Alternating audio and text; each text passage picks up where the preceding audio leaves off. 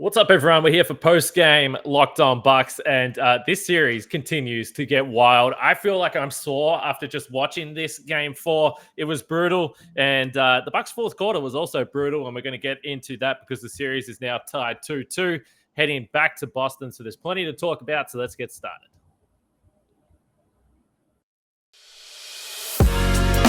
You are Locked On Bucks, your daily Milwaukee Bucks podcast. Part of the Locked On Podcast Network, your team every day. Welcome to Locked On Bucks. I'm your host, Kane Pittman. You can see and hear me on this show Monday to Friday and also find my work over at ESPN. We've also got weekend pods on post-game during the playoffs as well. And joining me, actually did a couple of games ago on the post-game pod. We're happy to get Camille in the post-game rotation. Frank is traveling today. I'm about to travel, so it might be a bit shorter than the usual post-game pod, but we're going to get through everything you need to from this game. And this episode is brought to you by Prize Picks. Use the promo code NBA or go to your app store and download the app today. Prize Picks is daily fantasy made easy. And Camille, I said in the tease that I feel sore after just watching this game. And for all the talk over the last 48 hours about the officiating, about the physicality of this series, I didn't know if it was possible to go up another gear, but it felt like it almost did. The amount of bodies on the floor in this game was absolutely unbelievable. And ultimately, in the end, the story of the game for the Bucks, and this has been largely the case through the series, but to an even greater degree tonight, Giannis was trying his best to carry this team to the win. And he looked like he had absolutely nothing left at the end of this game, and he needs a little bit more help. I mean, absolutely. I mean, you look at the game and the Bucks losing the fourth quarter, 43-28. 43 it's a lot of points. to 28, especially after having that hot third quarter where I'm sitting there, I'm thinking like, hey, third quarter Bucks are a thing of the past. That was a regular season thing. Like, we are here. We are ready to hoop. And then they just showed up in the fourth quarter, similar to game 3, where you're just kind of like, wow. Game 3, we were able to piece it together, hold on to the end. Tonight, the Bucks really smoked it. I mean, Giannis definitely carried the load. There were a few times there where I felt that he might have been taking that one-on-one matchup into consideration a little bit more than trying to get others involved, where I was like, that's kind of interesting. Like, Giannis is really going after the shot, where I'm seeing like it was one time Brooke had, I think, Marcus Smart sealed off, and it's like, just drop it down to him. And instead he went up with the mid-range shot, where it's like, I get you have been cooking. And after the dunk on Al Horford, like, he got really hype about it and everything like that. But I felt like at times that decision-making was a little off, and it might have gotten some teammates out of rhythm. But if it wasn't for Giannis taking 32 shots, getting the 34 points on those shots, like, it would have been real sad business. Drew 5 for 22. That's tough when that's your second guy to help carry your load. With Middleton out, 5 for 22 is just not going to get it done. Honestly, if he could have gave us what Marcus Smart gave the Celtics, it's a different game. Well, that's right. And that's why I think, and it's not just tonight, we've seen it through the whole series, and there's still that, the odd, crazy person or two that is putting out the whole, well, the Bucks don't need Chris Middleton. Well, the point is that in the half court, which has been laborious to watch all series long, when you had Chris Middleton out there, you had a guy that could relieve the pressure a little bit. You had a guy that can let Giannis have a possession or two off. He doesn't have to be doing absolutely everything on both sides of the floor for 48 minutes of the game. And they just didn't have that. And I thought early in the fourth quarter, we saw a couple of poor possessions. The Bucks went in with a 7-point lead.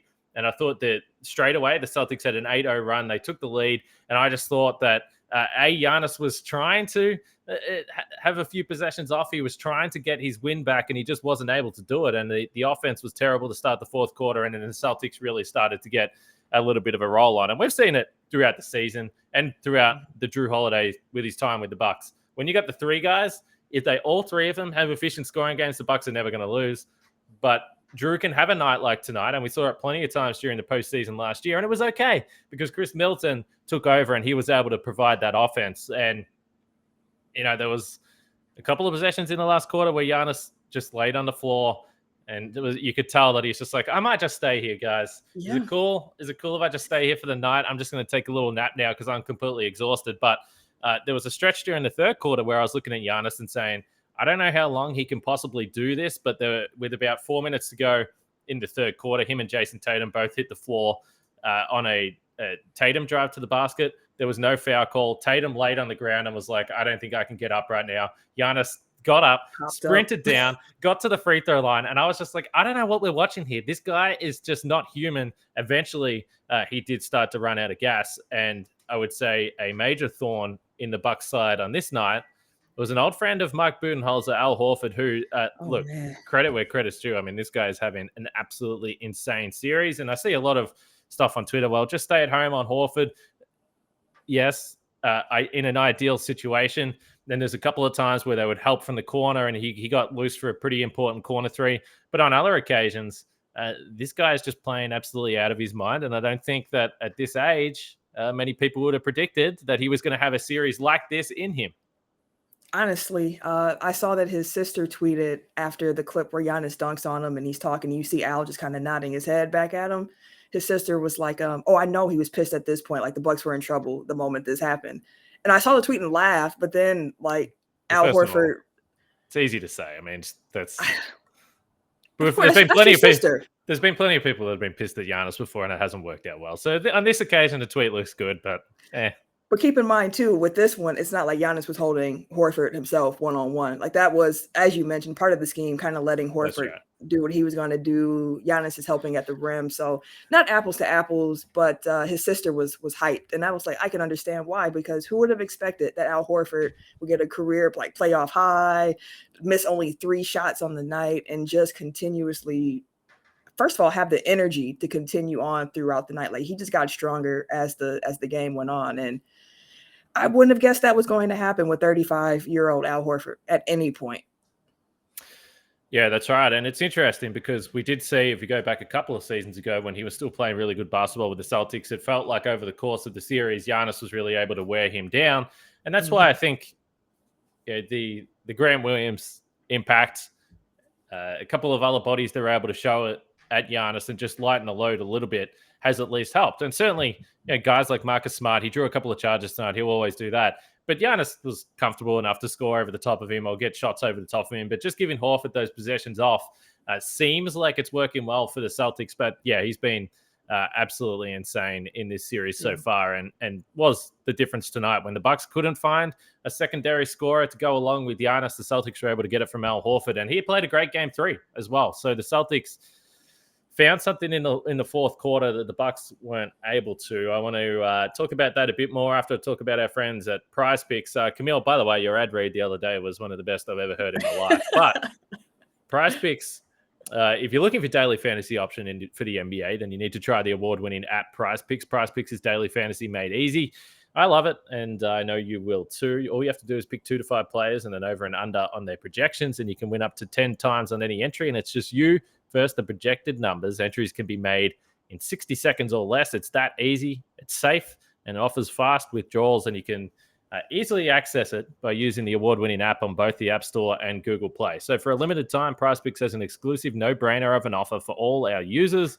You get $50 free if a player in your first PrizePicks entry scores a single point, but you must use the code NBA. That's right. This is an exclusive offer available to Locked On fans. Sign up today and use the code NBA for $50 free if a player in your first PrizePicks entry scores a single point. And I would say, after watching this game tonight, I need a scoop of AG1 to get me through the rest of the day because I am absolutely exhausted. And people ask, what is AG1 from Athletic Greens? Well, with one delicious scoop of AG1, you're absorbing 75 high-quality vitamins, minerals, whole food source, superfoods, probiotics, and adaptogens to help you start your day right.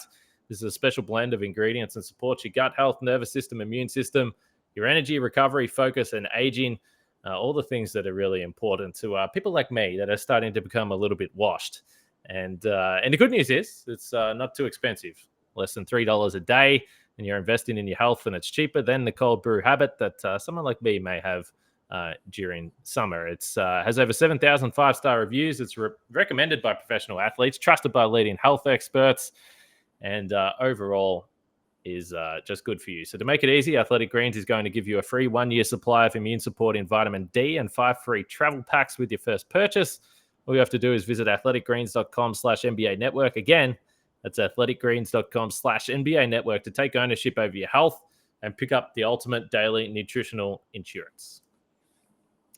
All right, Camille, you hit on something that I thought was pretty interesting because, look, the defense for the Bucks, we can continue talking about it, but I think overall they've done a pretty good job. I think, again, we saw moments where it was tough for Grayson Allen out on the floor. And credit to him in the first quarter, I thought on a couple of drives to the basket, I was like, okay, if you can provide something on the offensive end that makes it worthwhile for you to be on the floor, then it would make sense. But overall, he was minus 10 in his 28 minutes there. And I think defensively, the Celtics are really looking at him, and that it does force some of that extra help that we were just talking about earlier. So Grayson Allen is still having a really tough series for mine. But on the offensive end, you say, okay, well, how are the Bucks going to win another game in Boston? Because that's what the situation that they're faced with right now. How can they possibly do it? And to be fair, I think now, if you're a Boston fan, you're feeling pretty comfortable with 2 out of the 3 games at home. And this did feel like a must-win game for the Bucks, in my opinion. Some people may disagree.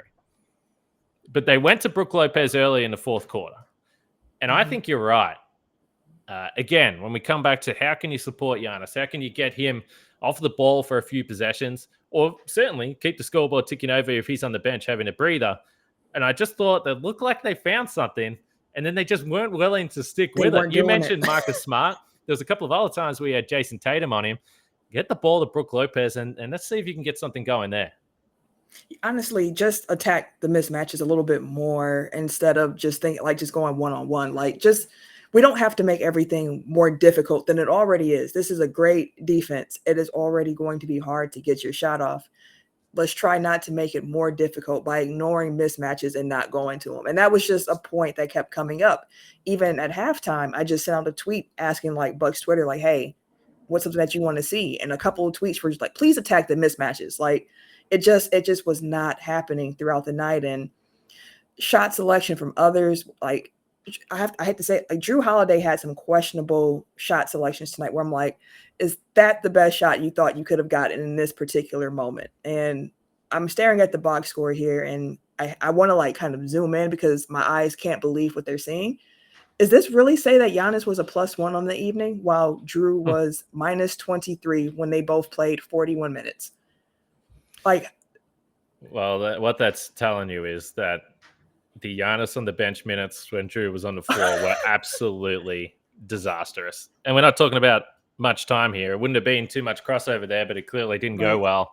I think part of the problem with Drew is, and by the way, we all love Drew, but this is why I think when I said he's going to have to average 25 points a game, I think Celtics fans were kind of like, really? We're going to win this series if that's what you're coming into the series hoping for. Now, we've seen Drew do it in big games, and he might come and do it in game 5.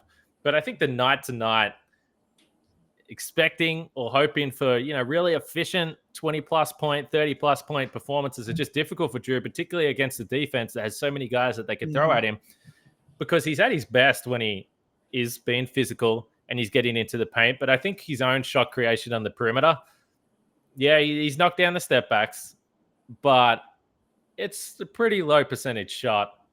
And it does feel like at times he understands that he has to be the creator, and he'll go to those tough mid-ranges or the tough 3-point step-back shots. And it just, for me watching, I'm always like, hopefully this goes in, but rather than thinking this is going down. Yeah, sometimes it just does not feel like a great shot. So you're more so watching and going, please let this go in. It reminds me of, as a Packer fan, when you used to watch Brett Favre load up and throw the ball down the field. You used to kind of be like, oh my God, what is about to happen here? Does he see someone? Is it about to be picked off? What's about to happen? Meanwhile, when Aaron Rodgers, would go back and do the same thing, you're thinking oh, what did he see? It's probably going to be something down the field that he saw here. And that's how it's been feeling with Drew. And I feel like I'm harping on him, and it's not like I'm trying to say Drew's a bad player or anything. It's just that with Middleton out, we really need a lot more of him, and that might be asking a monumental ask of him, given the effort that he exerts on defense, the job that he has been doing with Wes, with George Hill now. on Tatum and Brown. Like, it has been impressive. And I can understand that not leaving you too much on the other end, but at the very least, like the decision making that part at least has to be sound. Like, at least make the right decisions at certain times and move the ball around. I mean, it just some of the shots were just baffling at times. Well, it's just really difficult because, again, and I don't think we're being overly negative tonight. The series is 2-2, but it's just looking at what we've seen progress throughout the series. And I would say that I would have to admit or believe that the fatigue factor is only going to continue to grow as this series goes on, and there's no more 3-day breaks for these guys in this series. So when we look back to last year, and again, and look, Chris Middleton's out, so I don't want to keep harping on Chris Middleton, but one of the benefits that we saw, or one of the major reasons why I believe that Chris was able to have the postseason he did last year, was because Drew Holiday was the guy on defense that took a lot of the assignments that Chris Middleton would have been asked to take in the past. And your point is exactly right. Yes, we're saying you need more from Drew Holiday, but maybe it's an unrealistic ask when you consider what he's doing on the defensive end. But the reality is that they desperately need it, or else they're probably not going to win this series. So he's in a tough position, and the Bucks, to me, just don't have any way of relieving the pressure outside of asking Giannis to do something that probably no human physically should be able to do. And he's doing an incredible job. But geez, I don't really remember. And we saw it in, he obviously had a huge series against Brooklyn, huge series against Phoenix, all this other stuff. But I don't know. I don't really remember watching Giannis and just thinking, my goodness, they are asking him to do borderline too much. Yeah, and it felt in this game as well. I have to go back and rewatch it, but it felt like we saw a lot more Giannis at center minutes. I am looking because I felt like Bobby Portis did not play as much as he has recently, and I double checked, and it was only 15 minutes for Bobby tonight. That's his first sub 20-minute game this series. So clearly, Bud was probably thinking, let's get some more shooting, around Giannis. Let's try to knock some of these down, but the 3-point shooting for the Bucks continues to be atrocious. 33% for them at this point feels like a victory just based on how things have been going. But I don't know. I see that was kind of like an adjustment, at least from what I was able to see tonight without rewatching, and that it seemed like they're just trying to put more shooters out there on the floor around Giannis at the time, little smaller bodies, instead of, clogging it up with Bobby, which I don't know. Bobby was 2 for 7 tonight, so he didn't seem to really have it, but I don't know. Maybe we could have used some more Bobby minutes as well. I think one of the difficult things with Bobby, and we're seeing it a lot in this series, and he says it himself, he's got a really slow release on that 3-point shot, and it looks like he hasn't got the time to get those threes up. So he only attempts one tonight, and all these other 6 shots were within the arc. And I think there was a lot of occasions where the ball was kicked out to him, and maybe he just needs to let it fly, but it's like he just pump fakes. And it's like, okay, well, I don't think it's my shot to go off the dribble. And then all of a sudden the defense resets again. So I just think he's having a hard time. And Frank spoke about his defense the other night. And look, he's been pretty good all season long, but he's not Brook Lopez out on the floor. And I think he probably got to the point tonight where it's like, well, if he can't be an offensive factor, we've seen this before. We saw this in the series against Brooklyn. Maybe those minutes start to wind down a little bit there. But this has been a roller coaster series so far, and it's been a roller coaster at Bet Online as well, which continues to be the number one source for all your betting needs and sports info. Find all the latest odds, news, and sports developments, including this year's basketball playoffs, as we're talking about here, Major League Baseball scores, the fights that are going on, boxing, MMA, and even next season's NFL futures there as well. So Bet Online is your continued source for all that stuff, esports even as well. So head to the website or use your mobile device to learn more about the trends in action. That's Bet Online, where the game starts. So much talk about the officiating leading into this one tonight, and whatever. The Bucks had 27 free throws. Boston had 20. They could probably call a foul on every possession for both teams right now with the way this game is going. A couple of things in particular stand out to me, though. First of all, the taunting tech on. So weak. What the hell are we doing here? Like, if you dunk on someone, you're allowed to just look at them and just give them a little nod. And to your point earlier, if Al Horford's sister said that he nodded back, then it's just two men saying, okay, here we go. Exactly. We're going at each other. So refs, get the hell out of the way. And then the second interesting one was the was the sort of Horford follow through swinging arm that got Giannis in the face. And there's been a lot of hits to the face, let's say, in this series. So, whatever. They reviewed it. I believe it was a tech because it wasn't it was already called dead ball by that point, so it couldn't be a flagrant. Whatever. I don't know. I mean, I just personally I can't figure out in my head how that could have possibly been intentional act by Al Horford. I was kind of fine with it. It sucks. You hope Giannis is okay. I don't know how he got up with that. Again, it's just another example that it was me. I'm probably knocked out on the floor. He got up, which is great. But I didn't see anything crazy in that. Yeah, me either. It was a lot of hard fouls, a lot of playoff fouls, to be honest with you, at least in my opinion, where I was just kind of like, hard foul, like, let's keep playing. The only thing that had me kind of like, wait, what did I just see? Was like Marcus Smart was boxing Giannis out and just kind of fell on his legs. And I was like, that looked a little unnatural, but overall, like, it's just bodies all over the place. Like, I almost gave a spoiler, a Marvel spoiler, but it's just I don't know. It's like the Attitude Era. It's like wrestling out there. It's literally just bodies hitting the floor over and over. And I don't know if people realize at times how hard the hardwood floor is. Like I'm baffled seeing these guys take some of the falls that they're taking and getting back up. I'm just like, I know they're in the locker room after the game and just completely beat up afterwards. It's been a physical series. Some 90s basketball. 90s basketball taking the modern age, I'll say. And that's the challenge for Milwaukee, because I imagine when you have all those bumps and bruises, but you win a game like the Bucks did the other night, you sit back, you take a deep breath and say, okay, thank goodness I put myself through that, but we got the win. Tonight, they're sitting there and saying, oh my goodness, now we have to fly to Boston. If we lose the next game, we're down in the series. And Boston's feeling like they're right back in it. If Boston had lost this one tonight, maybe that's where you can break them, but it's not the case. So we've only got about 48 hours now, Camille, as well. So I don't know how they do it. But they're going to have to figure something out. And for the Bucks, they just have to find a way. Defensively, again, they continue to do it. I know they gave up 43 in the fourth quarter tonight, and it's difficult to win a game if you're going to give up 43 points. There's no doubt about that. And there was some defensive stuff there. But overall, this team has been battling defensively, but perhaps predictably, scoring continues to be a problem, and maybe we're at the point where you just say, well, Giannis, save us if you can possibly get yourself to do it. Yeah, Giannis, save us. They mentioned that Middleton might be back at some point in the season, but I would not want to put that much pressure on Middleton to like save the Bucks in this series at this point.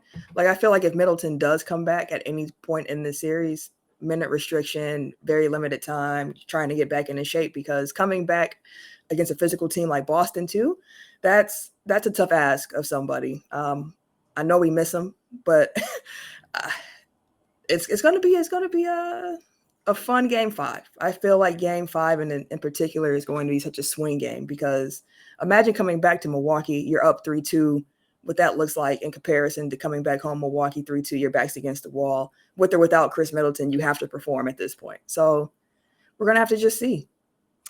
Well, the Bucks at home in big game 6s last year against Brooklyn, against Phoenix, did okay. But there will be a lot of pressure. My early guess would be that there would be, I mean, I don't think Chris Middleton's probably playing in this series at all, but I would imagine that bringing him back for game 5 would seem not like a move they would do. It'd seem like if you don't think that he can do any worse damage, it's a Hail Mary for game 6. You hope you get the team gets a bit of a boost from that. But we'll see. We'll see what happens here over the next couple of days. Camille, let's wrap it here. Apologies to you for making you sit through this again. I love the pod you did with Frank. You made, I think a lot of people feel better about the game. Hopefully we've done that tonight. But this is a tough one if you're a Bucks fan. Yeah. But we'll be back with a podcast tomorrow. We'll post game in game 5, and let's see what happens. 2-2. It's not the end of the world if you're a fan of the Milwaukee Bucks, but a tough loss tonight, no doubt. For myself, for Camille, take it easy over there and get some sun. I see that's warm in Milwaukee. If you live in Milwaukee, get some sun. Go out for a walk. Have a Built Bar. You'll feel much better about it. And we'll catch you guys tomorrow.